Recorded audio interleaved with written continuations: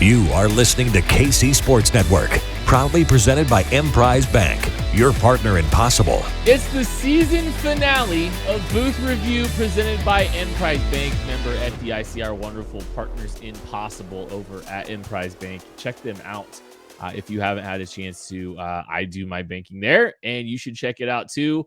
I am excited to be talking to Kevin Flaherty, 24/7 Sports, for the season finale. This is a big honor, Kevin. I hope you understand that, right? I feel like I got, a trophy or something to hang up here, gets to be on season finale. And even if you aren't giving one out, I'm going to go straight to the store and have one printed out, probably on one of those old like Mathletics trophies or something. I was hoping for bowling. I was hoping for a little bowling action, but there you go. Mathletics will do fine too. Kevin, man, it's great to talk to you. I haven't had a chance to do a show in the last couple weeks with the Christmas schedule and all that stuff. I had to watch the KU Arkansas game at initial watch kind of on my phone for parts of it.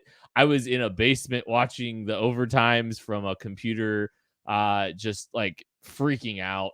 We had a second Christmas we were dealing with. I know you were in Memphis. We'll talk about that in a little bit. But before we get into anything else, there was some breaking news today in the Kansas football Twitter sphere.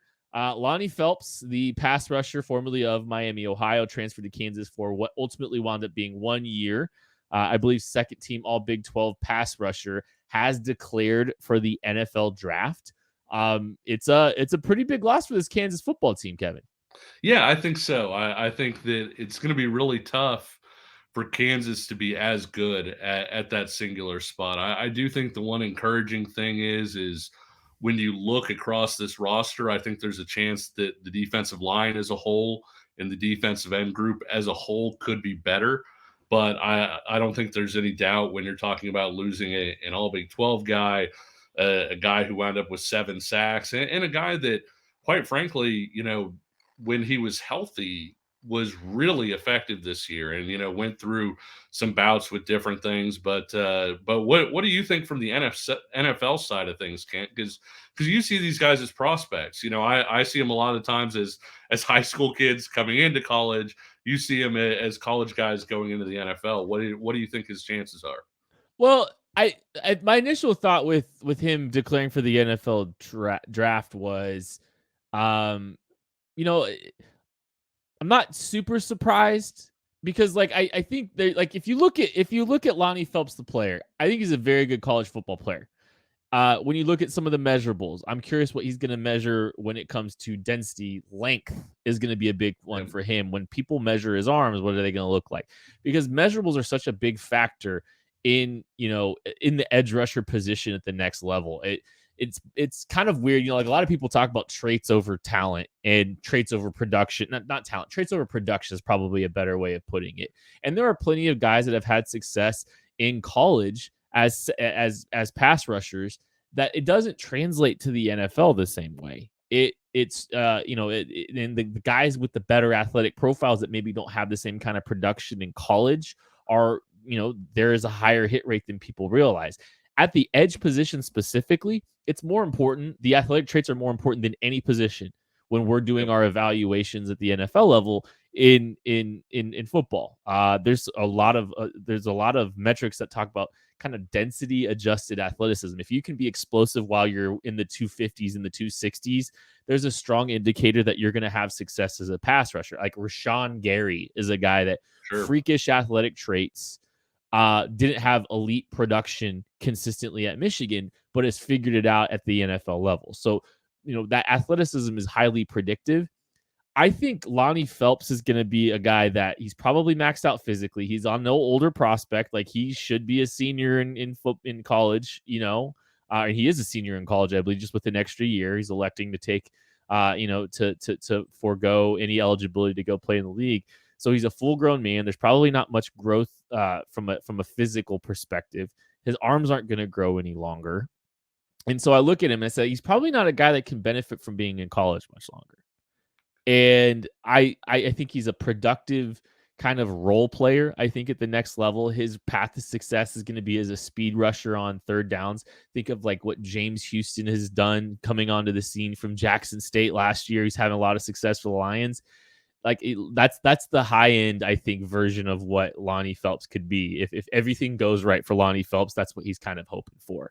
But I don't think there was much to be had for him to stick around much longer when it comes to his NFL draft stock. It kind of sounds from what I've seen on Twitter. I think Bryson Stricker might have mentioned something about, some NIL push, going there to try to keep him. I understand that because he's a good college football player.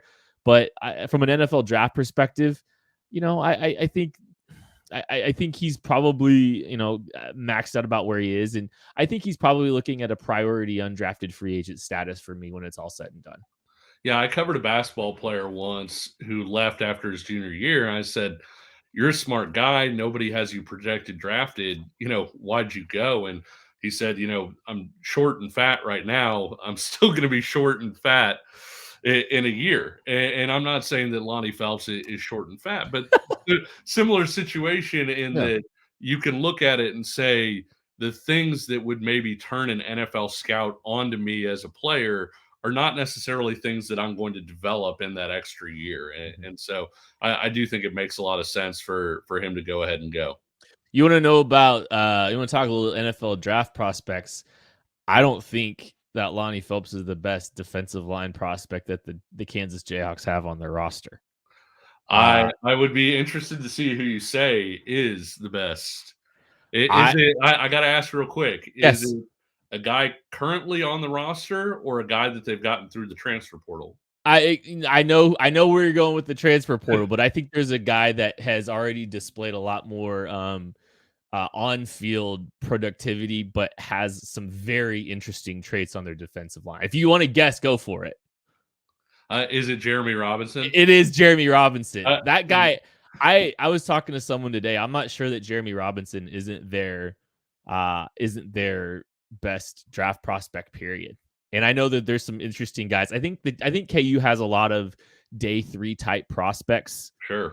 Which having 4 or 5 day 3 prospects is massive, by the way, for the growth of your program. Like that's not something to just like turn your nose to. Having even 3 or 4 day 3 type prospects over the next few years, or 4 or 5, whatever it is, that's progress, and that's very valuable to your program. Jeremy Robinson, man, length, density, like we talked about, like we just got done talking about, but the fluidity through his frame is unique to his body type, where like those are the kind of traits that NFL teams love. Absolutely love. And so I'm very, very interested in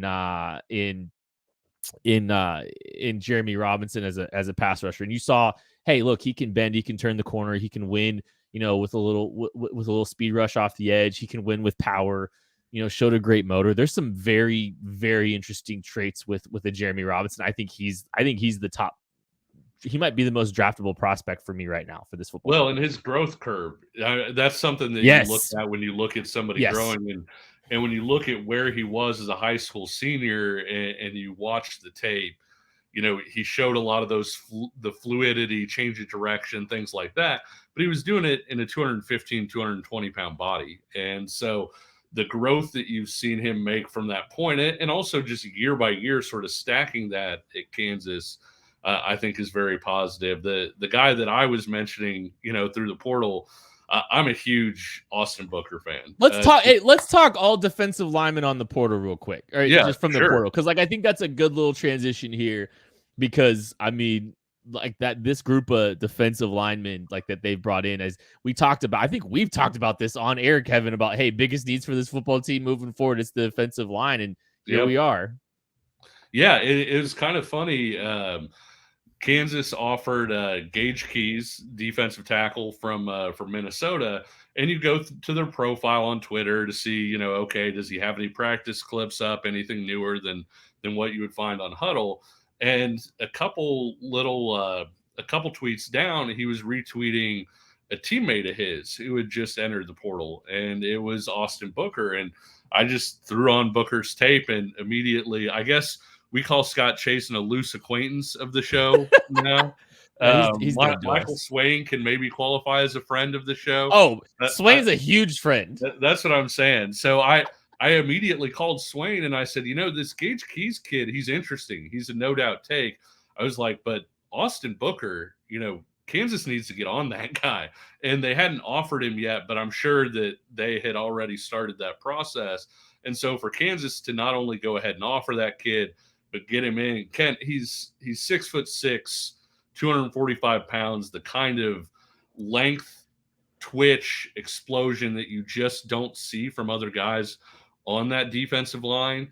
And the thing that I really liked from the Minnesota practice tape that I saw was he converted speed to power really well. When he didn't automatically win the edge, get around a guy, he had no problems putting his foot in the ground and using his length to cause problems for people going up through their chest. And so I think he's somebody that I really like moving forward. Keys is really interesting in that he's a different defensive tackle than they've had.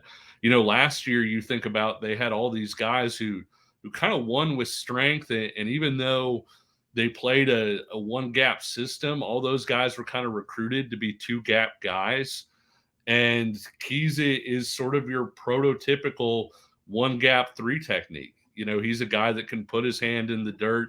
He's a little bit skinnier, being 6'5", 280. I think the staff hopes he'll get to be 290 or so before the season starts. But Kent, this is a team that didn't get much pass rush outside of Lonnie Phelps at a lot of instances, and certainly not necessarily initial wins from the interior defensive line. Maybe that's an area where Keys can help them out, where they weren't currently getting production at a high level.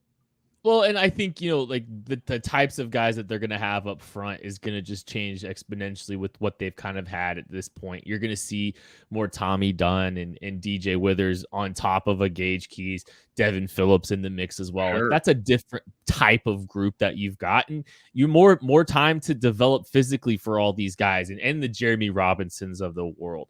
I'm excited to see what this defensive line is going to look like next year.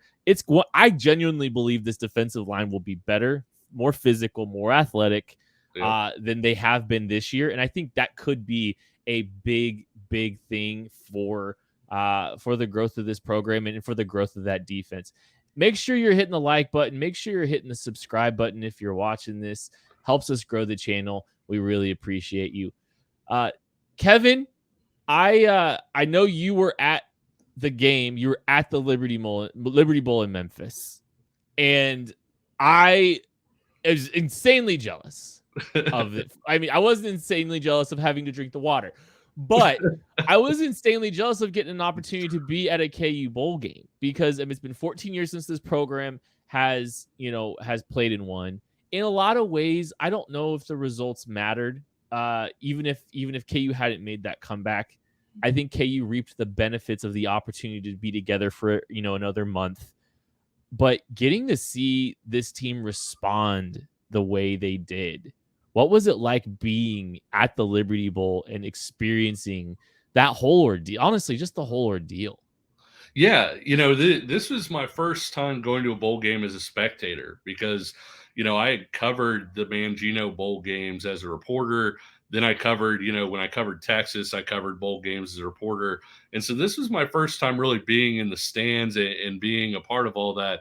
Kansas gets down early, a lot of it based on their own mistakes and kind of tripping over their own feet. And it's funny, Kent, because I think when you look at Sam Pittman really giving Kansas a chance to get back into that ball game, in terms of, they were trying to run the clock out, in the third quarter. And, so you're sitting there in the fourth quarter and everybody's kind of grumbling, and they're saying, well, just get a score here and make the final score not look so bad, right? And so you get to 15 and you're feeling like, okay, maybe there's a chance here. Jalen Daniels leads them down. They go for it on fourth down. The pass to the tight end is incomplete. A bunch of fans start leaving. And you're just sitting there like, okay, it's a bowl game. We'll stick this thing out. Obviously, you get the fumble that some will say was not a fumble. you go down, you score a touchdown, and it's like, okay, that's great. It's a one-score game. You're going to lose by one score. Nobody ever gets the onside kick. And then the most perfect onside kick in the history of mankind happened. people are jumping around, like it. I can't even describe it. Yeah. People are, hugging strangers and things like that. And then you're like, okay, you still got to go down and score. And they do that. And then you say, okay, they still got to get a 2-point conversion. And they do that. And I can't even describe the scene, because the Kansas side was like that GIF, that people show of the bar where everybody's throwing up the water and everything. And the Arkansas side was just dead silent. And I think everybody kind of felt like, well, you're going into overtime. It's a possession by possession thing. There's still a fairly solid chance you lose this. But I think at that point, it was so worth it for everybody who was there, and the response that they had to go ahead and close that thing down like that. For sure. And when I watched the game, I didn't feel the first half did not reflect where those two programs were at. Yeah. It didn't reflect those two teams, even their season. The second half didn't reflect those two teams in their season either. But I feel like the end result was about what it should have been. I don't think Kansas should have won that football game. They made enough mistakes, and like obviously they got a gift and an opportunity, but they also showed you the reasons why this team has put themselves in the position that they put themselves in, because you got to see the offense kind of get back into a rhythm and back into a swing of things. You saw Jalen Daniels take over a second half gosh. I mean, the first half was a little shaky and he was trying too hard. I think there was some mistakes I don't think all the mistakes that led to turnovers and stuff were necessarily all on him. I don't want to get into it, but there was definitely at least one of those interceptions where I think a receiver might have had a little bit of blame. But what you saw in the second half of that game, where this team got hot, they got into a rhythm throwing the football. I think Jalen Daniels, the thing I got so excited about and so, encouraged to see was just, it looked like the old version of himself, where the Texas game and the K-State game wasn't necessarily what we've seen out of, what the version of Jalen Daniels that led this team to a 5-0 start. The legs, using the legs a little bit more confidence in the shoulder in the second half of that, and just in that game in general, actually actively using his legs and being more involved in the run game. And you saw what a healthy version of Jalen Daniels can do for a football team. It can elevate a football team. The best version of Jalen Daniels is really hard to beat. And if you let him get hot the way he did, and the way that he did against Arkansas, and the dominance with the situational football, I think he played really great in some situational football late. Like, that's the reason you get excited. And that's the reason you get encouraged, because that whole group's coming back. That whole group is back on the offensive side of the ball. I'm sure they're going to try to add some more talent into the mix. They've already got their left tackle for next year. I mean, there's a lot of reasons to be excited about what that team showed, the ceiling that they showed in the second half of that game against an SEC opponent. Well, and you see it. I see from a fan's perspective. You see from more of an analytical perspective. But what Patrick Mahomes does every week, and how Kansas City can sort of shuffle receivers in and out, right? And Patrick Mahomes can still find a big third down play to Watson or Sky Moore or somebody like that. Jalen Daniels was in a hugely clutch situation facing a 2nd and 29 and hit Kevin Terry for a 30-yard first down. Yeah.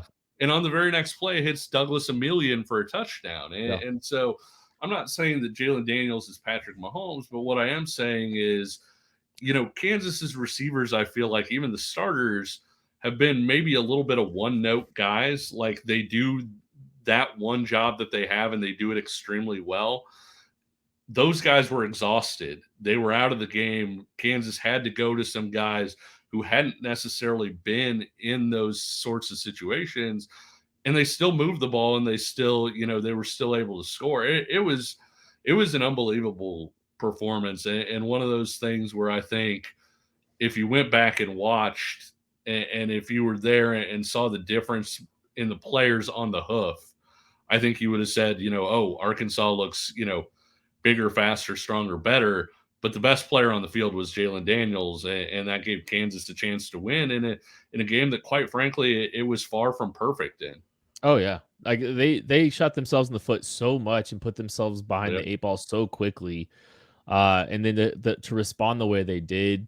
I mean, even defensively, I think they're it was a lot better than I think that's the kind of the case. It's the defense gets kind of dunked on a lot, and Yeah. maybe it's not completely warranted. And you know, I think yes, they gave up a lot of points, but situational football put them behind the eight ball. They came up big for a stretch of football that allowed KU's offense to get hot, and so I don't know. There's the elements of this football team, the pieces of this football team, the progress of this football team has been revealed in every area except special teams. And Yep. but it's the big, the offensive and defensive side of the football. I think you've seen a lot of growth, a lot of reasons for optimism. You've seen young guys step up and play that are gaining valuable experience that are now going to get another year with Matt Gildersleeve to get physically, fit and ready for, the rigors of a tough Big 12 schedule next year. Like, I don't know.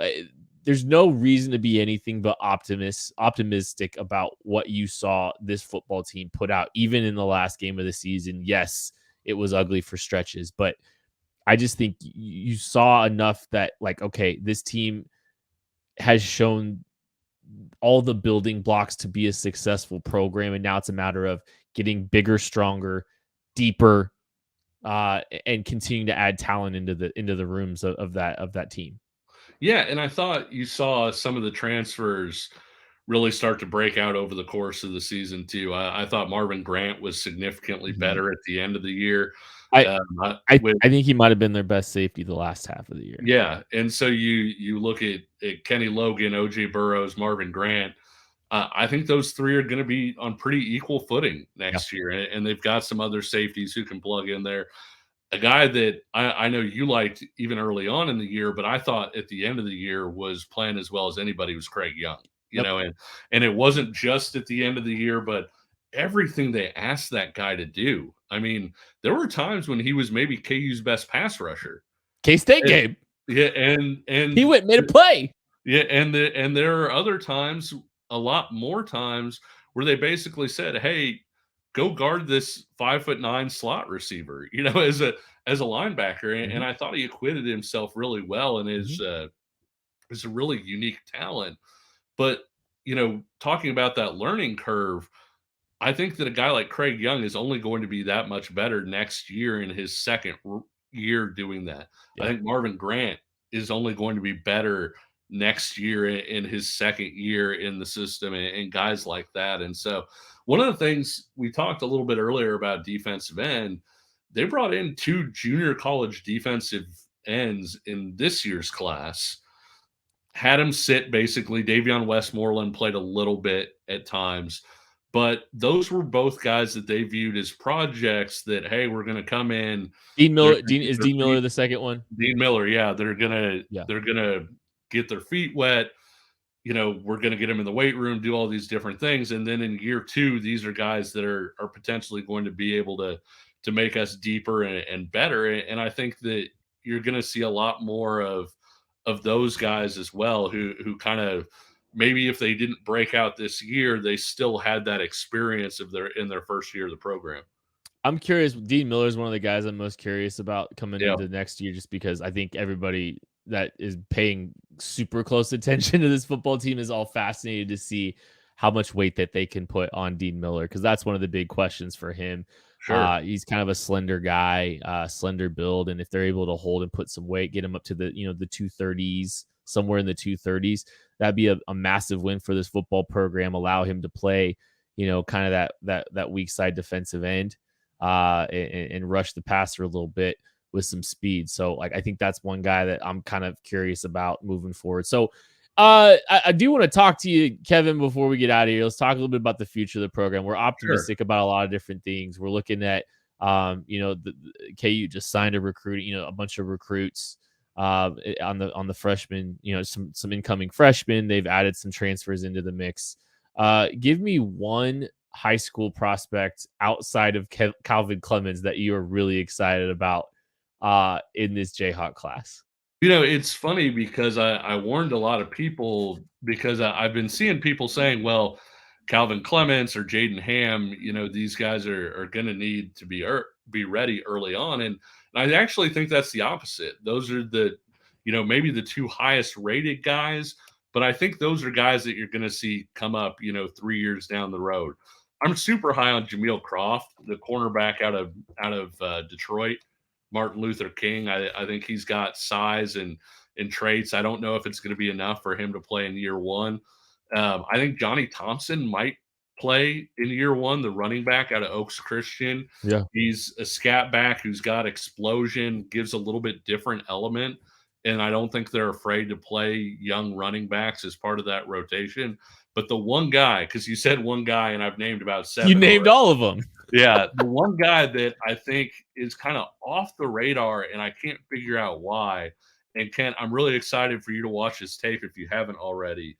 Is Logan Brantley. Because Logan Brantley, we have our 24/7 sports rankings, and then there's the 24/7 sports composite rankings, which are basically the big recruiting services all thrown together to give you sort of your average. By composite, he's the second lowest ranked guy in KU's class. He gives you so much of what Craig Young gives you. And I'm not saying that he's a 10-5 guy, but you watch his tape, he's an exceptional football player with just really good athleticism. I think he fits their linebacker spots really well. I think he could fit multiple linebacker spots in that defense really well. But Logan Brantley is a guy that maybe I feel like people aren't talking about, but you watch the senior tape and you think, man, people should be talking about this guy, the linebacker from Colorado. I think some people will probably excited the positionally too, because Sure. I think linebackers are a place this group can improve. Lance Leipold said he'll be a team captain before it's all said and done at Kansas. That was a quote about Logan Brantley. So I'm excited to get eyes on him. I'm excited about the future of this program. I mean, there's so many reasons to be optimistic and excited about what we've seen from this group, and in such a short amount of time. And now you've given a whole recruiting class a chance to redshirt and develop and get their feet wet. They really didn't have a lot of true freshman contribution. And I think their entire freshman class redshirted, I believe. Yeah, I think so. And there were some solid guys in that class. And it's funny, we talked about the three safeties coming back. I thought they did an exceptional job recruiting safety in last year's class with Caleb Purdy. I thought was a guy that has a chance to be, a really big time safety. And then one of my favorites is Mason Ellis, the safety out of Mulvane, Kansas, who came to KU's camp, measured 6'2" barefoot, and ran 4.45. And so if you're that size and can run like that, and he's a good football player too. The good news is when guys like Jameel Croft break in now, it's going to be camp because they're good enough. It's not going to be because, hey, we need a body and this freshman, he has to play in order because you just don't have anybody else. And so I think when you're talking about positives with the program, I think that's one of the things that maybe I would be most excited about is just the fact that, hey, even if they hit on some of these freshmen, if they play right away, if Jaden Ham plays right away, it's because he's a badass. It's not because they're bad at tight end. Yeah. It's kind of the same way it was with some of the positions this year. Just because they got big transfers to come into certain positions doesn't mean that Taiwan Berryhill didn't earn that opportunity. Everybody was worried about Eric Gilliard not starting, and Eric Gilliard's already on to greener pastures because, and I'm not knocking Eric Gilliard. I'm just saying Eric Gilliard was struggling to find time this year. Sure. He was playing in a very limited capacity because other guys beat him out. Guys that were here that stuck around at KU that were already here, like a Taiwan Berryhill, they beat him out. So I mean, credit to what this program's doing, and credit to how this group's building. Kevin, thanks for coming on again, buddy. I'm sure we'll have you on next year. Yeah, sounds good. We should try and do an off-season version from one of these barbecue haunts, though. I think that might be a good idea, even if we wind up with sauce all over the face and everything. It can just be a thing. I've heard a lot of worse ideas. This is Most for me. We might need to do like a second signing day. Yeah. To if KU's added some guys or something like that. But this has been the season finale of Booth Review. Thank you everyone that has watched, that has listened to this show. Thanks to Scott Chasen, I guess, for his contributions. Loose acquaintance of the show. But it's been an absolute pleasure to be part of the conversation of Kansas football this year. Looking forward to next year. Thank you, everybody. We'll catch you later.